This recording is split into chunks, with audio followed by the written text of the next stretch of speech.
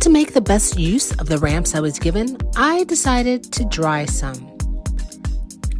Drying ramps can be a bit tricky.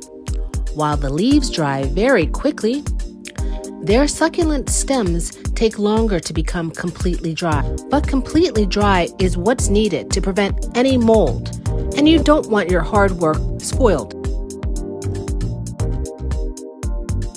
When you remove your leeks, you want them to be completely dry and crisp, like this. Now I cut them in half and place them in my dedicated coffee grinder. After a few short whizzes, this is what I'm left with. Maybe just another pulse or two to make sure all of my leaves are powdered. But look at this gorgeous color.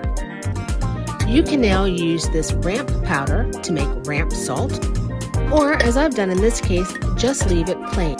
In an airtight container, it will keep 6 months to a year. So you can extend ramp season